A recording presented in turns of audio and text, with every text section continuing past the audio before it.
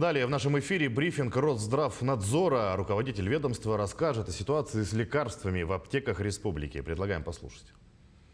Аптечная сеть республики представлена большим количеством, около 200 частных аптек, 9 аптечными оптовыми складами и также рядом медорганизаций, которые имеют лицензию на фармдеятельность.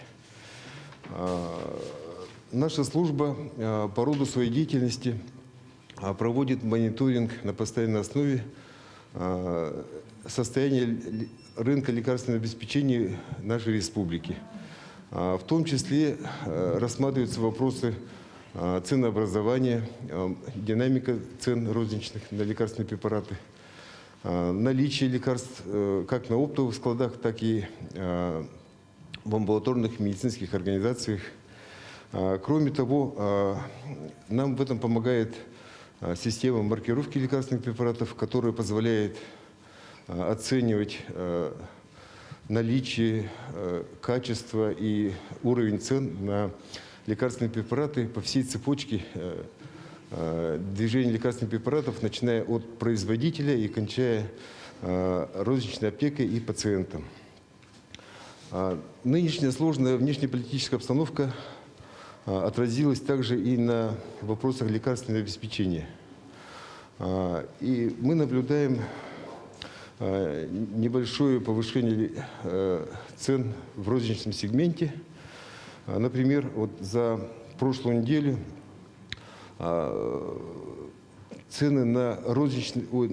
розничные цены на препараты из группы ЖБНЛП, это жизненно необходимые и важнейшие лекарственные препараты, в пределах 2,3%. А препараты, которые не входят в этот перечень, повысились примерно на 2%. И тут надо отметить, что лекарственные препараты делятся на 3 категории. До 100 рублей, стоимостью от 100 до 500 рублей и от 500 и выше. И вот необходимо отметить, что препараты, которые находятся в разделе от 100 до 500 рублей, они, наоборот, по ним имеет место легкое снижение цены, где-то на 1–1,5%. Кроме того, необходимо сказать, что в настоящее время идет пересмотр цен у производителей, лекарства которых входят в перечень ЖБНЛП, который мониторится и контролируется государством. Далее я хотел бы остановиться на вопросах лекарственного обеспечения ковидных больных. В настоящее время правительством республики, правительством Российской Федерации выделены огромные суммы, исчисляемые десятками, сотнями миллионов рублей, и по которым уже проведены закупочные процедуры, и в республику уже поставлено более 440 тысяч упаковок разных препаратов. В том числе могу отметить фавипиравир, 44 тысячи упаковок, умифенавир, более 200 тысяч упаковок и так далее. Это была информация о наличии лекарств и ценах в аптеках региона. А мы переходим к выпуску новостей. Вот его основные темы. Поддержка бизнеса. Правительство предлагает сократить число процедур и продлить сроки действия лицензий. Проверка готовности сил и средств к пожарам и паводкам. Командно-штабные учения проводят в районах Якутии. Спорт вне политики. Зажигательный флешмоб в поддержку паралимпийцев организовали в Якутске.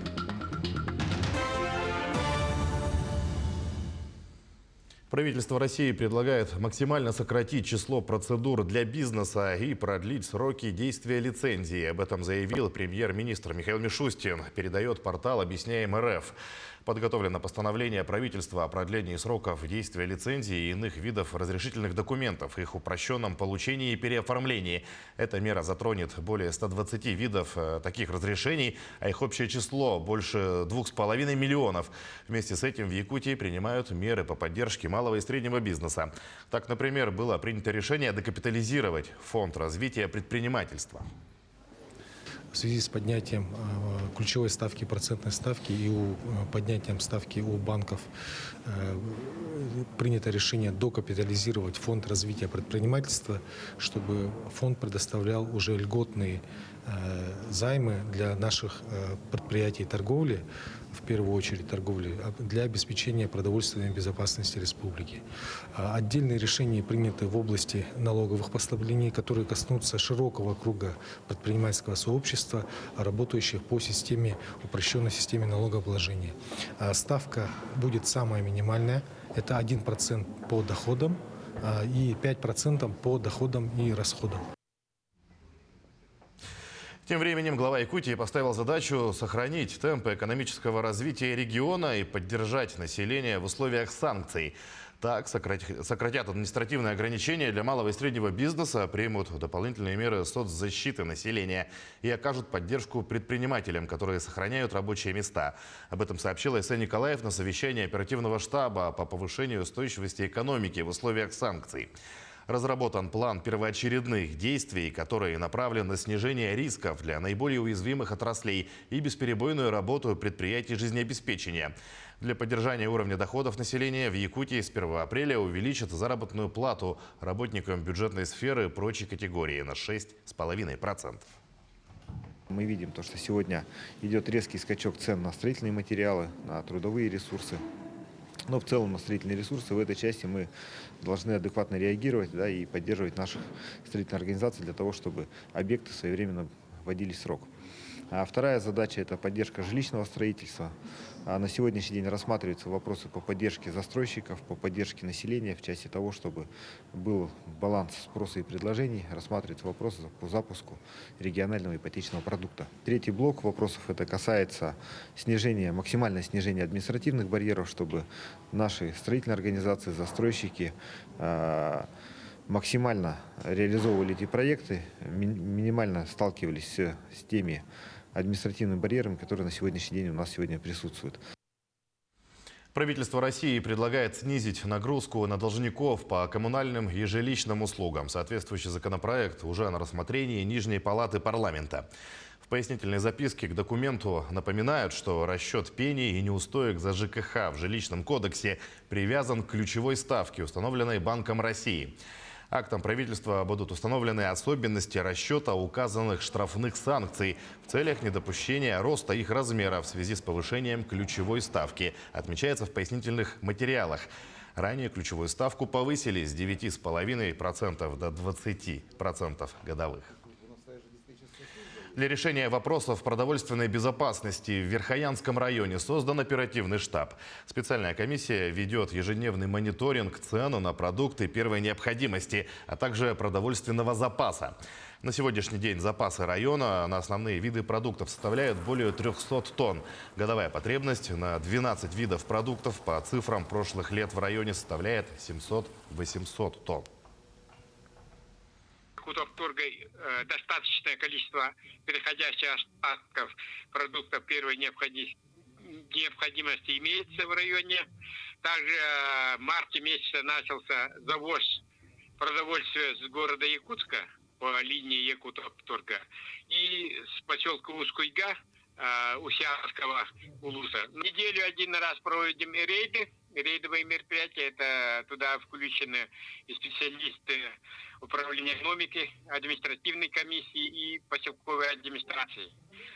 Пока на сегодняшний день завышение цен по коммерческим структурам и Якутовторга в пределах допустимых наценок они устанавливают.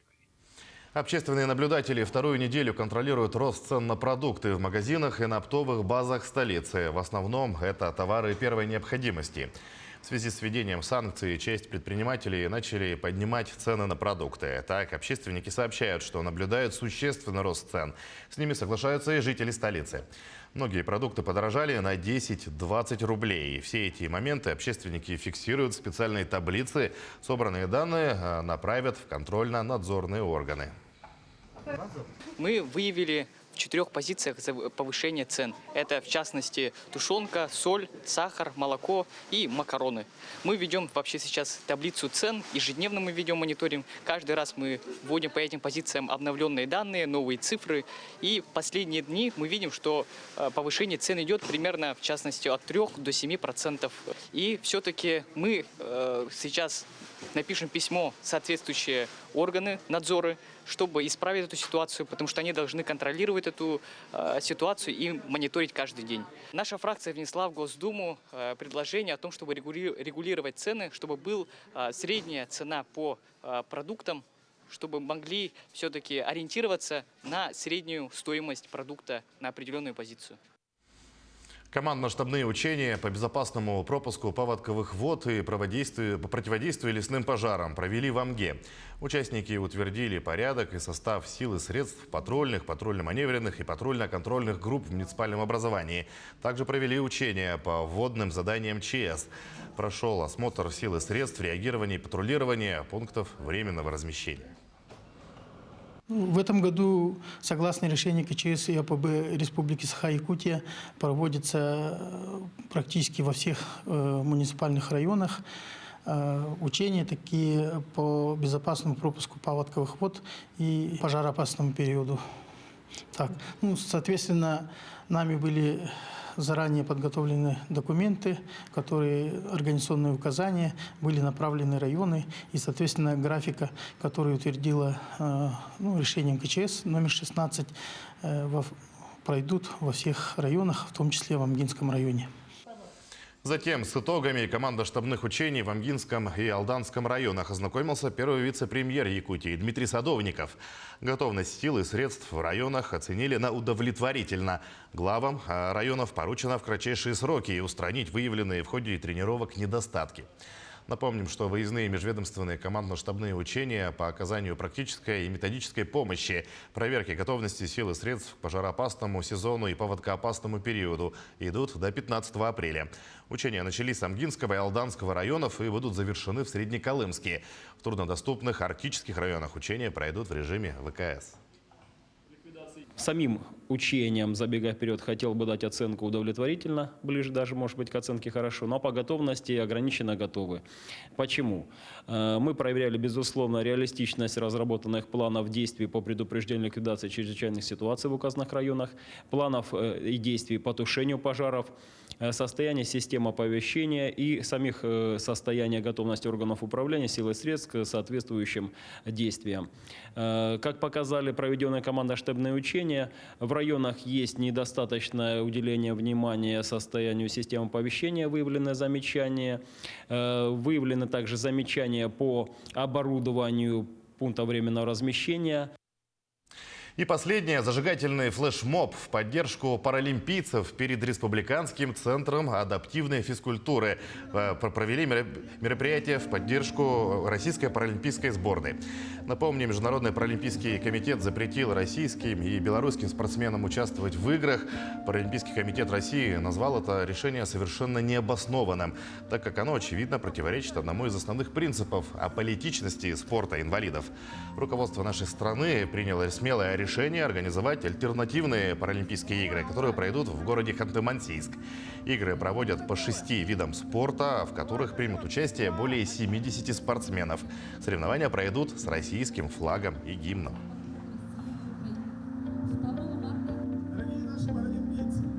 Наш пламенный Урый! Айхан! Урый! Айхан! Урый! Айхан! Айхан! Айхан! За Россию! Я Балынец Владимир, заслуженный мастер спорта по пауэрлифтингу ПОДа, от лиц паралимпийских видов спорта, сурдоолимпийских, неолимпийских видов спорта Республики Саха-Якутия. Нашу глубокую поддержку. Мы сердцем, душой и мыслями с вами. Крепитесь, боритесь, никогда не сдавайтесь. Мы страна победителей. Россия вперед! Россия едина! Мы следим за развитием событий. Оставайтесь с нами.